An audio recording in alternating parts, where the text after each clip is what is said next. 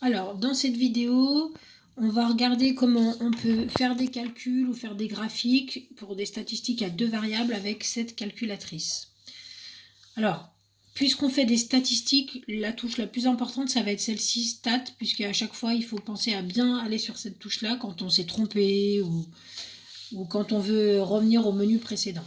Donc, quand on appuie sur stat, première des choses, c'est edit. Edit, c'est pour rentrer une liste, comme celle-ci, par exemple. Donc là, j'ai pris de l'avance, elle est déjà rentrée. Donc quand on choisit Edit, on fait Entrée.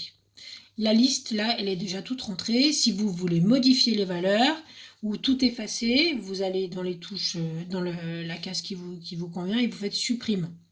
Vous appuyez autant de fois qu'il faut pour enlever toutes les valeurs. Si vous voulez modifier, vous tapez directement la valeur et vous faites Entrer. Là, c'est déjà tout rentré. Donc ça, c'est la première des choses, entrer les valeurs de deux listes. Ensuite, pour tracer le nuage de points, on veut faire en fait un graphe. Donc ici, vous voyez en bleu, au-dessus, c'est marqué graphe stats. On fait bien des statistiques et on veut un graphique. Comme c'est marqué en bleu, il va falloir y accéder grâce à la touche bleue. Donc on va faire seconde, cette touche-là, pour accéder à graphe stats. On va faire le premier graphe, donc le graphe 1. Donc on va bien là-dessus, c'est ce qui est sélectionné, on tape sur Enter. Ensuite, on vérifie que c'est bien des nuages de points. Ça, cette petite icône, ça veut dire qu'on veut des nuages de points et pas des traits reliés. On descend. On constate que c'est bien la liste 1 et la liste 2 dont il est question. Là, on peut choisir ce qu'on veut comme petit dessin, comme nuage de points. Est-ce qu'on veut juste un petit point, une petite croix ou un petit rond comme ça? On sélectionne ce qu'on veut. Si on veut des petites croix, on se met là-dessus par exemple. Entrée. Donc là, on a déjà tout sélectionné. Il suffit maintenant de tracer le graphe. On appuie sur graphe. Et on a directement notre nuage de points qui apparaît. Donc on a réussi à faire la deuxième chose, nuage de points.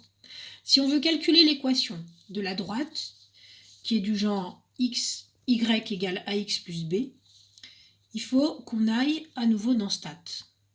Cette fois, on ne va pas éditer la liste, on va faire un calcul, puisque le A et le B vont être calculés par la calculatrice. Donc on va dans calcul, avec les flèches, on va aller sur la droite. Alors, pour avoir cette équation, il faut aller dans reg lin. Lin, ça veut dire linéaire, c'est une équation, c'est une ligne qu'on trace. Ax plus b. Donc on descend pour aller jusqu'à reg lin.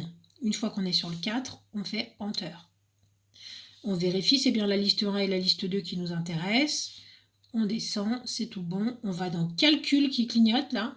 On fait Enter. Et là, on trouve la valeur de A et de B. Donc, A, c'est environ moins 1,5. B, c'est environ 28,3. Il suffit de remplacer. Y égale AX plus B. À la place de A, on met moins 1,5. À la place de B, 28,3. X plus B. Et donc là, l'équation, c'est Y égale moins 1,5x plus 28,3. Maintenant, il faut qu'on puisse la tracer, cette droite. Donc là, c'est un peu plus complexe. Si on veut tracer cette droite, il va falloir qu'on aille dans f de x.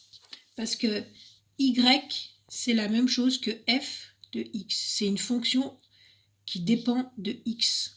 Donc on tape là-dessus, f de x. Sur le graphe 1, on va vouloir faire apparaître en plus du nuage de points cette droite. Donc il va falloir qu'on récupère l'équation dans y1. Pour récupérer l'équation, il faut taper sur var, la variable, var. Ensuite, nous, on est dans statistiques. Donc on descend jusqu'aux 5 statistiques. Avec les flèches, Enter. On va récupérer notre équation. Donc on va jusqu'à ici, équation. Ensuite, c'est bien celle-ci, équation reg, oui. Enter. On a directement l'équation qui apparaît ici. Et cette fois, on n'a plus qu'à faire graphe.